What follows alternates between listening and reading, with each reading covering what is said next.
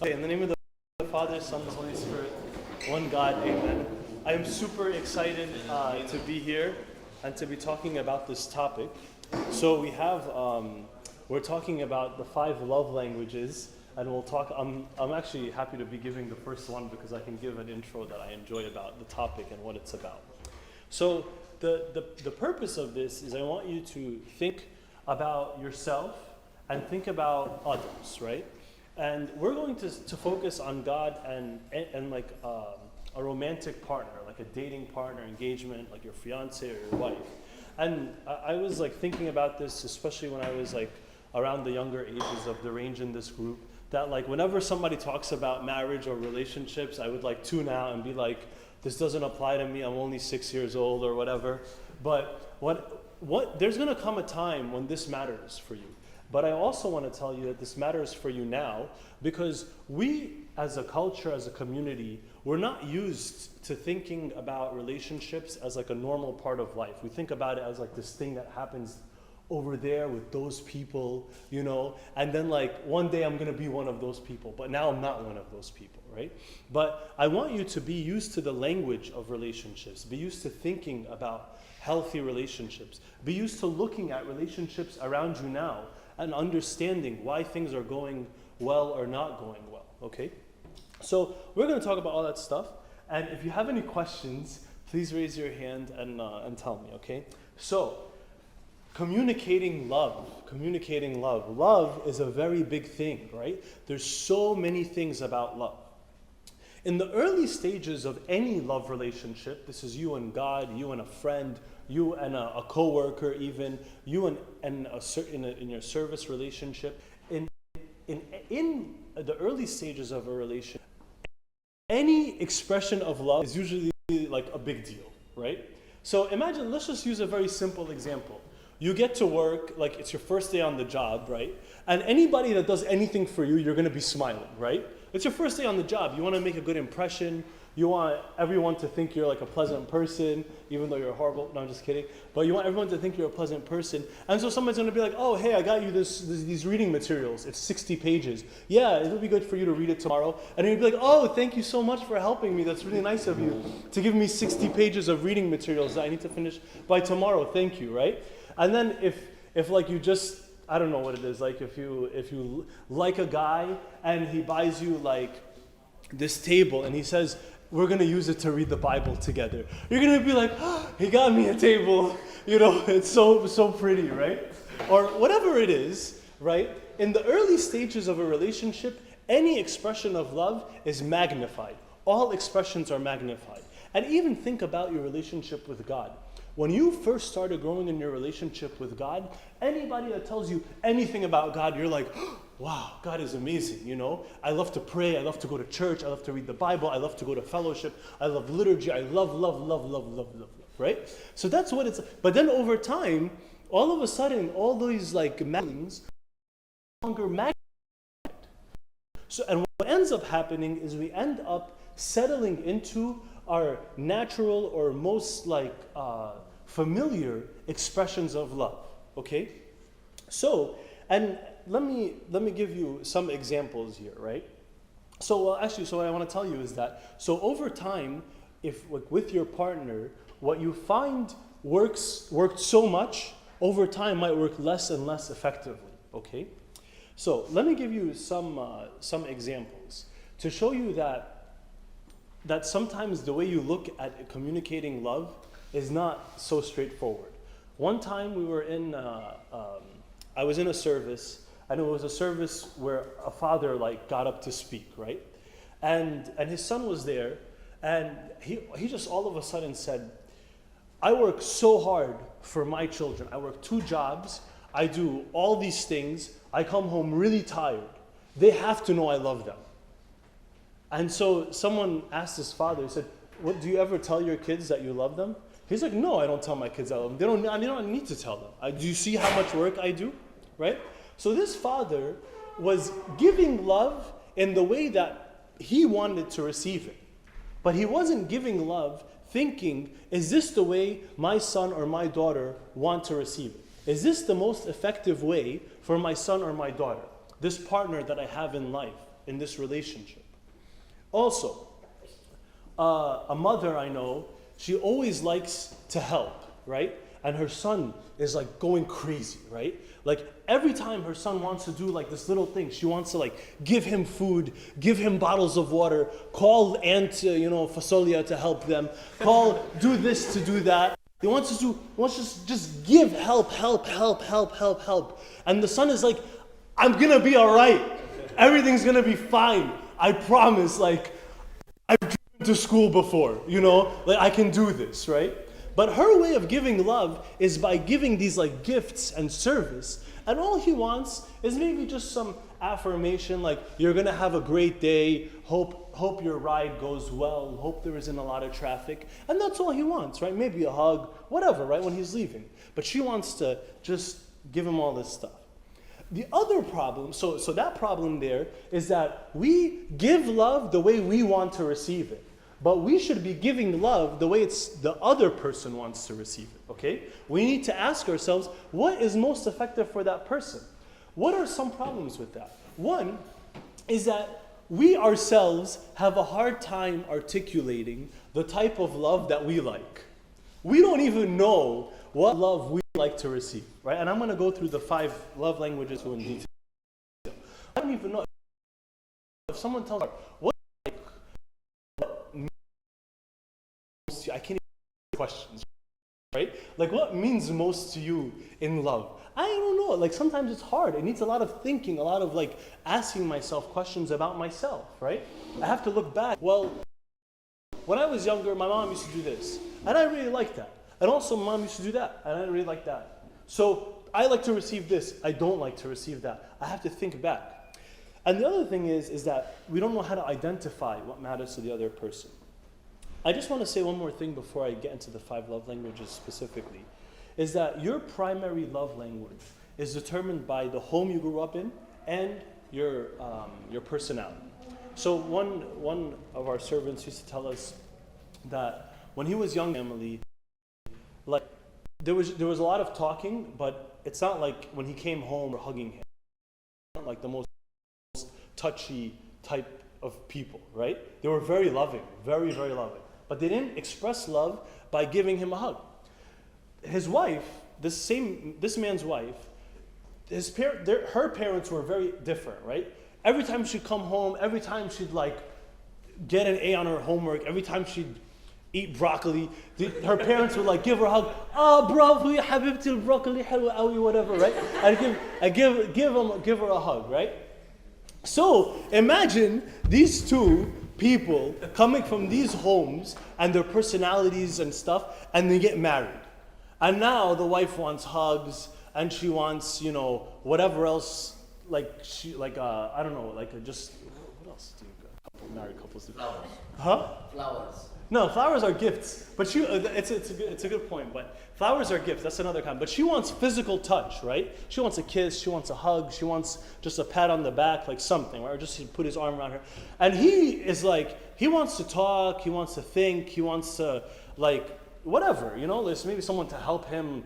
I don't know, do something, whatever, right? And these two are like in their home together, and they're not getting what they want from each other, and they think the other person hates them, right? But do they hate each other? No, they just communicate differently, and they need to identify, right? All right. So, the 5 love languages are different ways of communicating love. So the love itself is the same, but it's communicated differently. Think of it, I'm from America, I speak English. Some guy is from Brazil and they speak Portuguese. It's still the same thoughts, same human emotions, but it's different languages, right? I'm a human being, they're a human being, just different languages, okay? So, think about your own and think about others. What are the 5 love languages? The first one, and they're in no particular order, but the first one is words of affirmation. The second one is quality time. The third one is gifts. The fourth one is physical touch. And the 5th one is acts of service, okay? So words of affirmation, quality time, gifts, physical touch, and acts of service. So today we're going to talk... Mark, now we're talking here about love in a relationship, right? Oh, great. I was actually just about to say a sentence about that. So for each love language, we're going to talk about us communicating it in a love relationship, like with another human being, like with a romantic partner, and then also communicating in that love language with God, and how God communicates with that love language with us. Okay? Does that answer your question? All right. I don't see how touch is in this God. Oh, actually, That God. actually, think about it. There's a few kinds, right? Remember the man with leprosy when Jesus went up to him and touched him.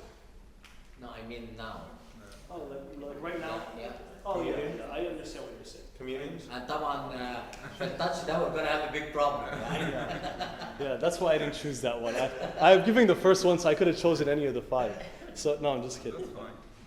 No, actually, the reason why I chose words of affirmation quality time, because when I did in the assessment, those were my top 2. So it was easy for me to think about. So the one more thing that I wanted to tell you before we start talking about words of affirmation is that God can receive all kinds of love, all ways to communicate it, and He can give all kinds.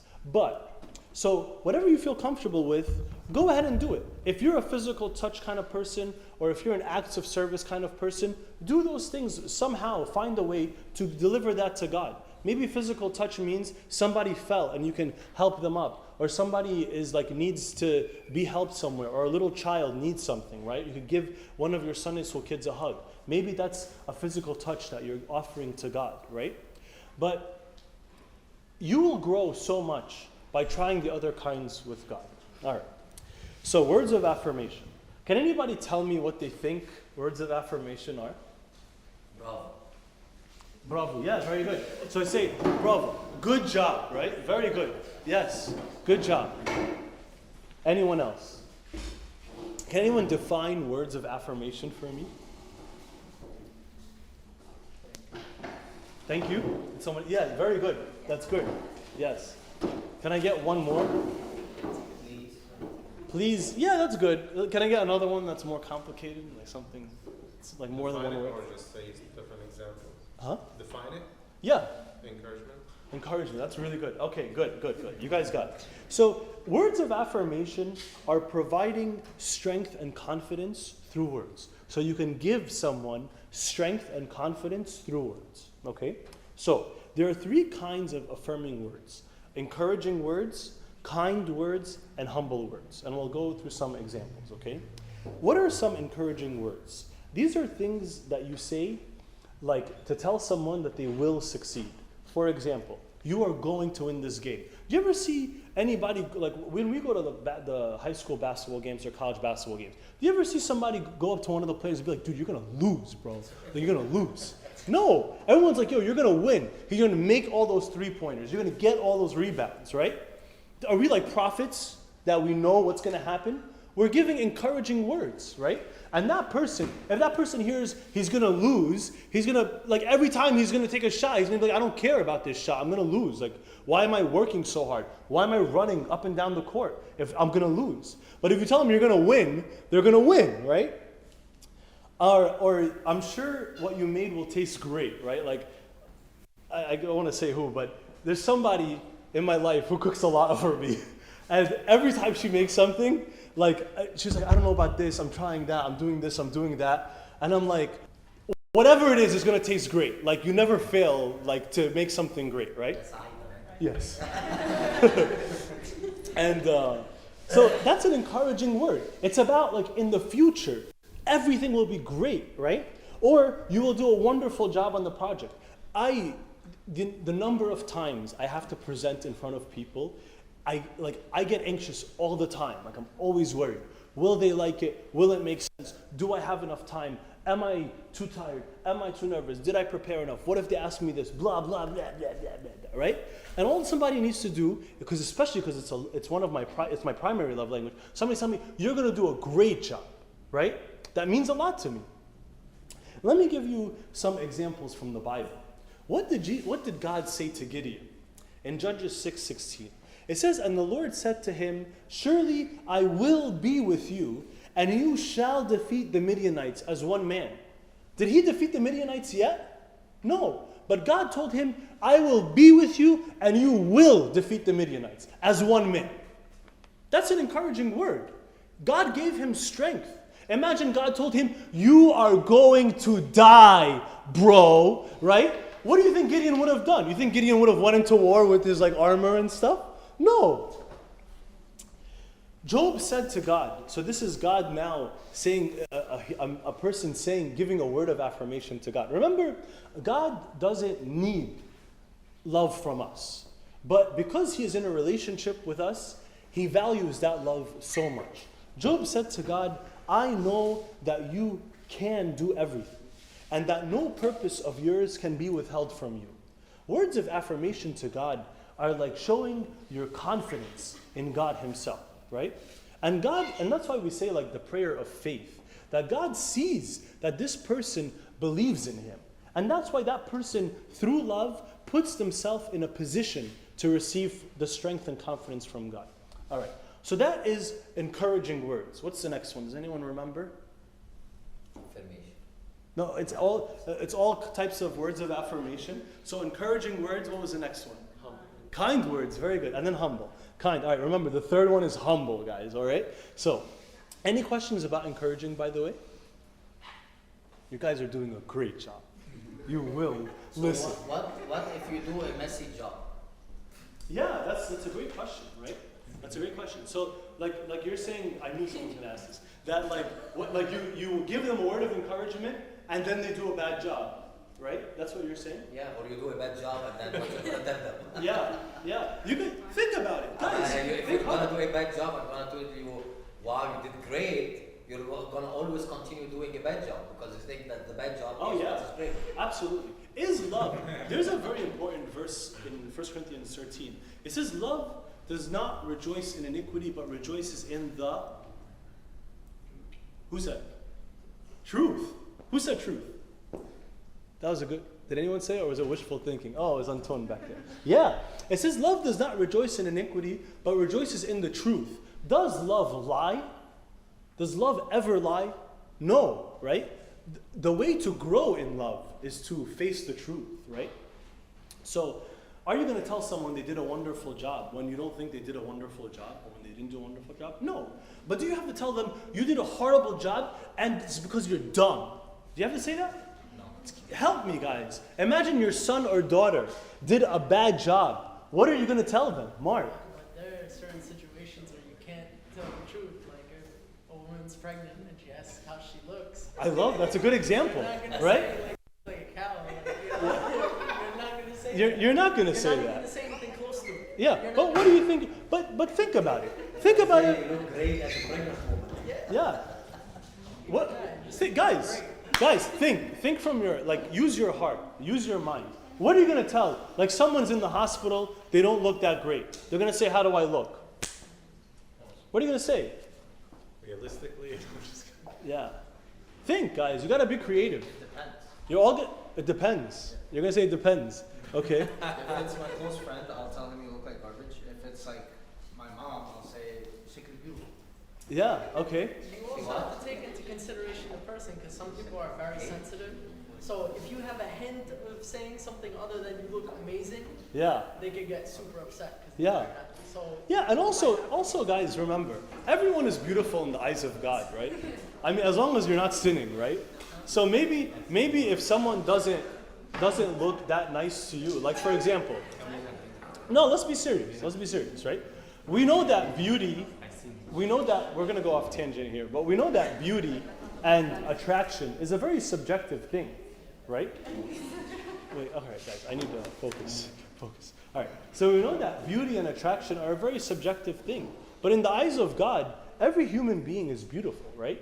Every human being is made after his own image. Every human being is like the result of many other human beings that God loves, right? Like through the generations. So in the eyes of God, this person is actually beautiful, right? Even the cow looking pregnant lady. Right? Just kidding. That was your example, not mine. Sorry, Yeah. معلش. There is a difference between beauty because that's God's made, and I give you a task, and the whole retreat is messed up because you didn't do your job. مثلا. Yeah. أو يعني Okay. That يعني there is a difference between something that God did, that's beauty, and something that you have done and you messed up with because you didn't do a good job. So how can I approach it? Yeah, okay. Like let's I say gave you a task and you didn't.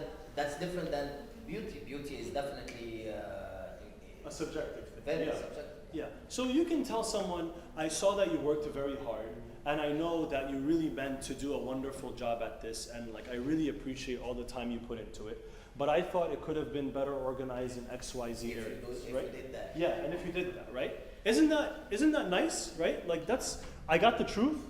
They acknowledged all the work I put into it, the time I invested, the sacrifices I made, and I got the message, you know? I worked hard, but the end result wasn't that great. Is that good? Words of affirmation, it's just one of the love languages. But the point, words themselves have power, okay? You can't use your words lightly, okay? It's not just because, oh, I meant. But it doesn't just matter what you mean. It matters what you say, right? It says like the word of God is sharper than a two-edged sword. And Jesus said to the people, he said, you are already clean because of the words I have spoken to you, right? Words, and I think in Proverbs it says something about words being like really sharp, right? So words themselves are important. Do not ignore the value of words. Okay, and that's what you have to think, right? That's why you can't just, it's like, we are so used to in this generation of like just being so like on the spot, on the fly, like somebody sends you a text, you send the text right back, right? Or we do the opposite, where somebody sends us a text and we wait and wait and wait and wait and wait, and we're thinking to put like a smiley face, you know? Like, you know you did that, all you. No, I'm just kidding. So words themselves are very important. You have to think about what you're gonna say, right? All right, now remember there were times when Jesus chose to be silent and say nothing. And sometimes he chose to say something. All right, so the next one is kind words. Very simply, kind words is just saying nice things. Check your heart to see why you're saying what you're saying. Sometimes we say things because we don't want the actual words to be like unkind, but we want the message to be a little like, you know, get them in the stomach, right? We want to get them real hard, right? So we want to say, we want to give them a negative message without saying negative words. So check your heart. Is your heart pure when you're saying something? Let me give you some examples. Somebody offends you and you tell them, I will never forgive you for what you did. What are you trying to do when you say something like that? Not curse them out, but think about emotions. When you tell someone, I will never forgive you for what you did, what do you want them to feel? Guilty. Guilty, and one more, I like, very good, guilt, yes, and what else? Remorseful. Remorse, yes, okay, but remorse, yeah, remorse, I like that, that's good. What else? There's another big word, it's, yes? Huh? Disappointment, that's kind of, okay, yeah, that's like remorse. Huh? Yeah. No, not pain, it rhymes with pain. Shame. We want them to feel shame, right? We want them to feel guilty and ashamed for what they did. I will never forgive you for what you did.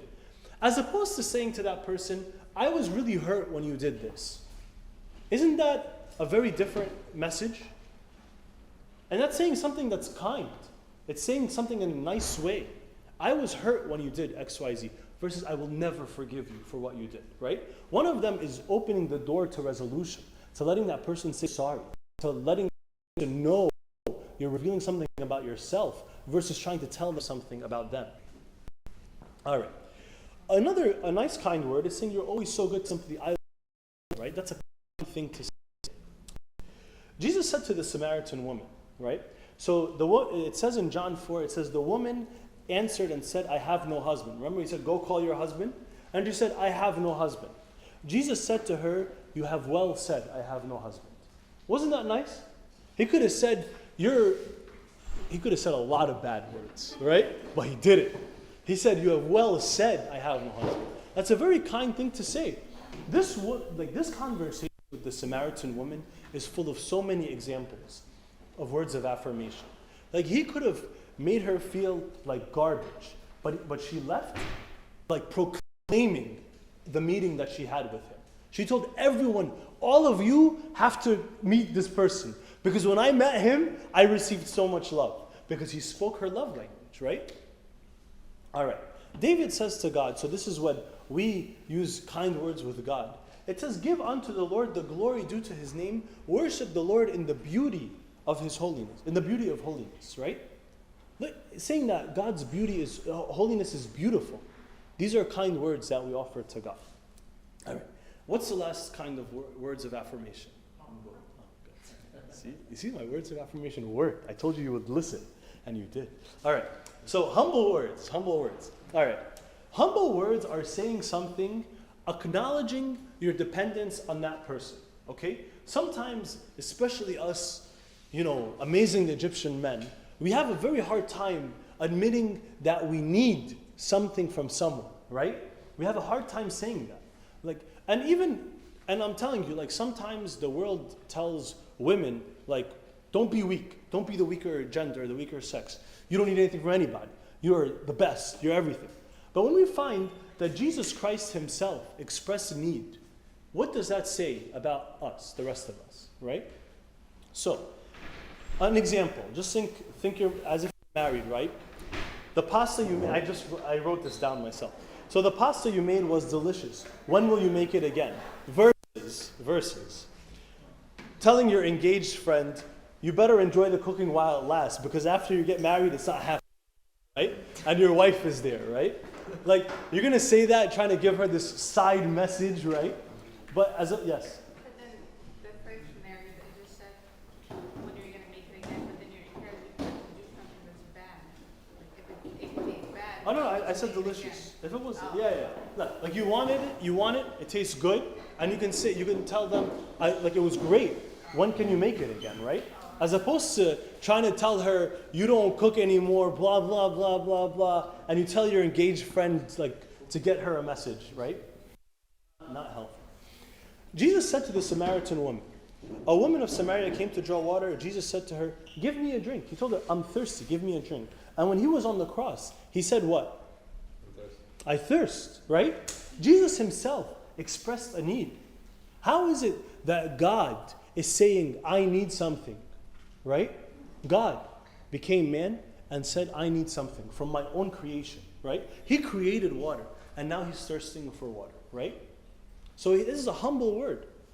Can you imagine the Samaritan woman?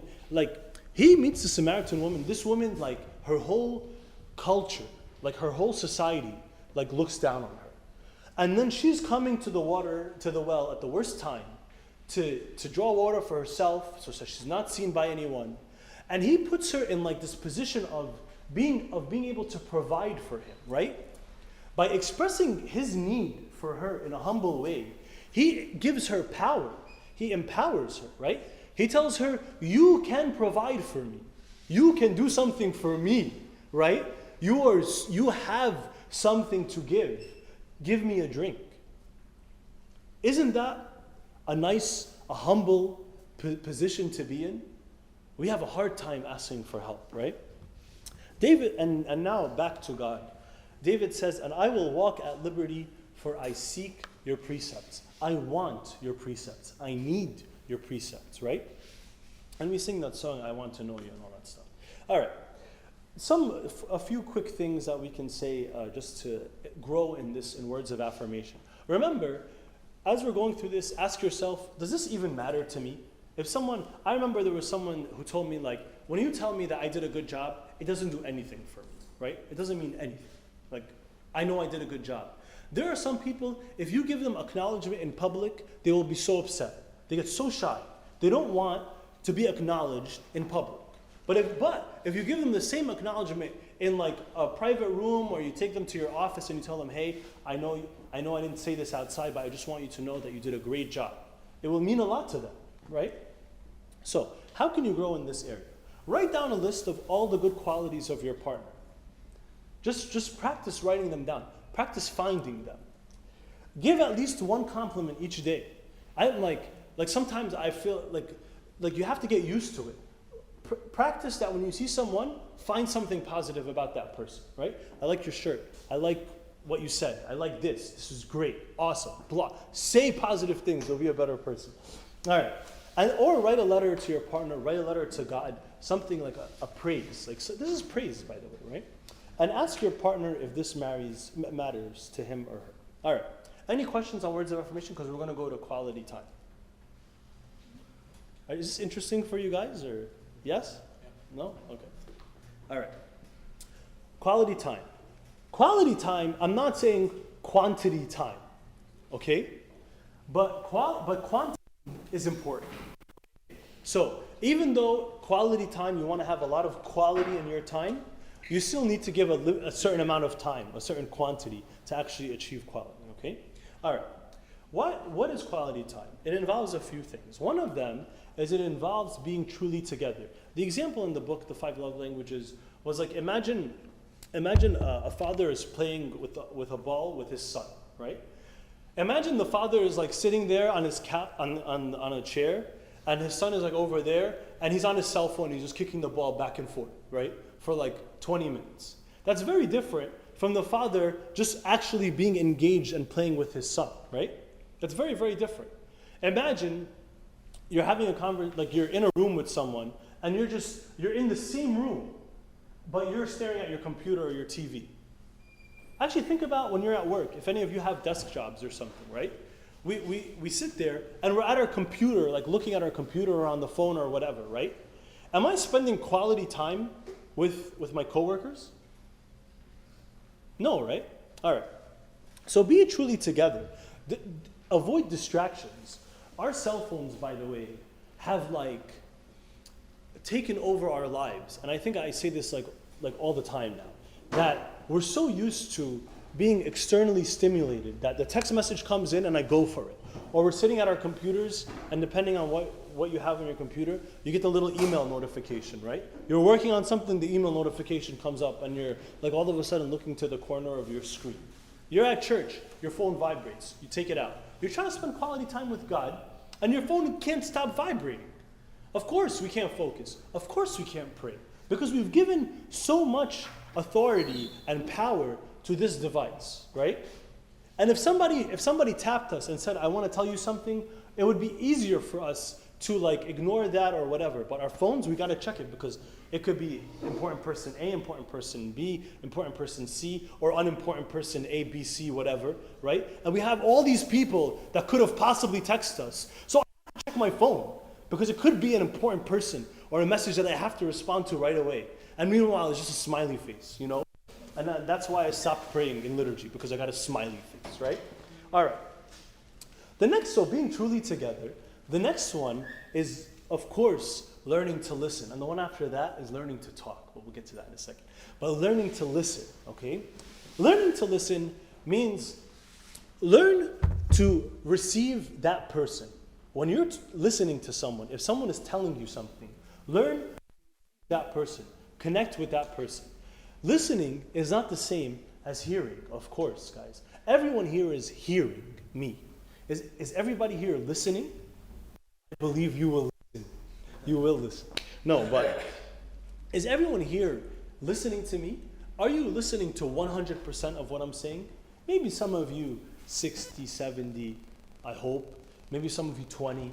Maybe some of you like really appreciate this blue star in the ceiling, you know? So not everyone is listening, right? So how do I listen? Of course, eye contact. And by the way, I think there are cultures where eye contact is offensive. But I don't think in the Egyptian culture it is, right? So make eye contact with the person. I don't mean like fake eye contact, like just stare, right? Some people do that. They kind of take it like to a real extreme. Like they don't even blink. Like their eyes are like drying up and stuff. But make eye contact. Look at the person in the eye when they're talking, right? I know someone when they talk, they don't make eye contact at all. Like I think like they're talking to like the table, like they just don't talk, right? So they don't make eye contact. It's hard to focus because they're not looking at you, right? All right. Also, focus. Like stay focused on that one person. Avoid distraction. The next thing for listening is listen for feelings as well as facts. And I'm going to talk about feelings versus facts when I talk about learning to talk. But listen for how the person feels. So imagine your friend tells you, hey bro, you won't believe what happened to me at work. My manager said this and this and this and this and that. And I was working so hard, blah, blah, blah, blah, blah, blah, blah. And you'd be like, bro, yeah, it's interesting. Yeah. What matters here? Do the facts really matter? Is that person like there to tell you about facts? What is that person there to tell you about? What do they want you to know? How they feel, right? That's why they're telling you. Because it's not about the facts. You can't change the facts. But can you change the feelings? Yes, through love, right? Okay. Next is, of course, observe body language, right? Observe body language. That one is just like if the person is like all curled up, whatever. Some of us are always tense. Actually, one like body language thing that I've been thinking about lately is like when people are nervous, right? So especially in offices, people like you can tell their nervousness because they're usually under desks, so their legs are always like shaking, right? They're always putting their legs up and down. They're under desks, so you can't see. But look for, is somebody nervous? Is somebody tense? Are they playing with their hands all the time, right? I do that because I have ADD, just kidding. But also, the last thing for good listening is don't interrupt, except if you need clarification, right? We are so good at interrupting. But remember, is that person there to communicate facts? Are they there usually to, especially this one, where we want to like solve the problem, right? So what if you solve the problem, but you don't actually like connect with that person? Like a lot of times people are looking for connection. Like when you go like to serve the homeless, for example, is their only problem that they want food? They want connection, right? They want someone to connect with them. We all do. Remember the man, when we get to physical touch, I hope whoever speaks about it like uses this example. But there was a man who had leprosy in the Bible. There's many people who have leprosy. There's a man in the New Testament who had leprosy. And it says, so when you have leprosy, people can't even like walk on the same side of the street as you because you're unclean at that time. So you're like, no one can be near you. So Jesus goes straight up to that guy, right? And that man wants to be healed. And Jesus goes straight up to him. And what does he do? No, he didn't. The first thing he did when he goes up to that guy, before he healed him, before asking him, what did he do to this man? I actually already said at the very beginning, the doctor said, he touched him, right? This man hadn't been touched for so many years or months or whatever. But Jesus touched the man with leprosy. He communicated love to him that way. And he touched him. The man hadn't been touched. He can't be touched. He's unclean. But Jesus touched him. And then he healed him. But Jesus provided the emotional healing for this man, right? All right. So, we said quality time is not the same as quantity time. We said quality time involves being truly together with that person. It involves listening. And the next thing it involves is learning to talk, okay? Many of us, we don't know how to actually talk. Like how to actually talk in a way that encourages connection. In our homes, our feelings weren't shared, right? Like if your parents were upset, they just yell, right? Or they'd go to their rooms or whatever, right? Or they'd punish you for something or tell you to do something, right? And many of us over time, we've become accustomed to ignoring our feelings. We don't even know what we feel. Like you don't have words. Like you know when there's a little child, when little children are growing up, like they want something, but they don't know words yet, right? So what you encourage them to do what you're encouraged to do as parents is to tell them, don't cry, like instead of crying, tell me what you want, right? And because the child doesn't know. So, and you can say, okay, and you give them words, you say, are you feeling sad? Are you happy? Like, do you want something? What's wrong? And you want them to talk about it so they can put words on the feelings. But other parents, when their kids cry, they like slap them and tell them to stop crying, right? Like, don't cry anymore. Stop crying, right? And they just keep hitting it. I expect that to work. I saw that with my own eyes one time. I saw it. Like this little kid, like the mom just is so upset. she wants the baby to stop crying. She kept hitting the baby. I'm like, what? How is this? I'm gonna cry like you're hitting the baby. Like, what's going on, you know? So, we need to learn to talk, to communicate, and to give of ourselves. What does that mean? If you have somebody tailgating you, give me the feeling. The fact is that somebody is tailgating you. Like you're driving on the highway, and I'm sure you're all driving at reasonable speeds, and there's somebody like sticking to the back of your car, like just tailgate. How are you going to feel? Tailgating is the fact. What are you going to feel? Give me some words, guys. Okay, very good. Huh? What do you say? Happy? No. Yeah. Annoyed. Who said annoyed? Yeah, annoyed, right? You're going to feel angry, right? That's the feeling. So imagine you told someone, yo, this guy's tailgating me. I'm going to kill him. No. Or you say, I'm really angry that this guy's tailgating me. That's very different, right? Let me give you another example. You have a project that's due in like 3 seconds, all right? How are you going to feel? Huh? Anxious. Yes, very good, right? Anxious. Yeah. So imagine you're sitting at home and your husband comes in and he's like, hey, how are things going? I have a project due in 3 seconds. Ah! Right? But instead of saying, I'm really anxious about this project, you can say, I'm really anxious about this project. That's due in 3 seconds, right? You could say, I'm feeling anxious. So at least the person will know how you feel. Because some people, they feel great they under pressure, right? Some people, the 3 seconds is like great. They can work so fast, right? See how much I could type in 3 seconds. All right. So quality time involves not just receiving from the other person, but giving of yourself. You have to give something from yourself to that person, okay? That's why it doesn't matter that your son is playing with the ball, right? You have to play with the ball too, right? You have to give of yourself, of your attention, of your focus, okay? All right. Also, of course, quality activities. Do something you both enjoy together, and do something for the purpose of expressing love to each other. I see many fights happen because like 2 people in the couple, they don't want to do the same thing, right? So now they're fighting, right? And like, okay, now they're fighting, and of course they're going to say something that they don't mean, and then it's going to build resentment. People don't know how to say sorry, blah, blah, blah, blah, blah. And now like everything's upside down because you don't want to go to the same place. But we need to find ways to do something together for the purpose of expressing love, because it will give us quality time. And if it matters to my partner, quality time is very important. Oh, it's exactly 10 o'clock. And I have like one more thing. Oh, no, like 5 more things. All right, let me just real quick. All right. So let me give you an example from the Bible.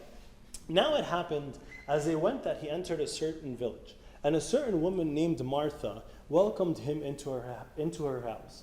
And she had a sister called Mary, who also sat at Jesus' feet and heard his word. But Martha was distracted with much serving. And she approached him and said, Lord, do you not care that my sister has left me to serve alone? Therefore tell her to help me. And Jesus answered and said to her, Martha, Martha, you are worried and troubled about many things, but one thing is needed, and Mary has chosen that good part which will not be taken away from her. Luke 10:30-42. So for Mary, this is not Mary the Virgin, for Mary, Martha's sister, the quality time was sitting at Jesus' feet, and Jesus let her have that, right? All right. Another one with the 12 disciples, Jesus, I won't read it, but Jesus took the 12 disciples and he told them to do some things, and he sent them out. And then it says, and the apostles, when they had returned, told him all that they had done. Then he took them and went aside privately into a deserted place belonging to the city called Bethsaida. So they went out and they're doing all this stuff, and they come back and he's like, all right, guys, let's talk about it. Tell me what happened. And he took them aside to a private place, right? All right. Examples, but just some ideas. Some ideas on quality time. Just ideas. Go to the park with your partner. Ask your partner to write down a list of activities they would enjoy doing with you. Find time to go to lunch with that person. Like I have a friend, a very close friend of mine. He and I, we live in different locations. We work in the same area. So one of the ways that we keep in touch is every few weeks, we just find some time, because we work very close to each other, to go out for lunch. It's away from work, it's away from everyone else, but at least we're spending some time together. find time to do that with the people. Make time each day to talk about your days. Turn your cell phone off. And in terms of quality time with God, that happens in prayer, of course, Bible reading, meditation, true spiritual reading. So sometimes we read spiritual books just to feel like, look at all these, like you want to check off books that you're reading, you want to take in knowledge. But we want to read books about growing in our relationship with God. And then, of course, confession and liturgy.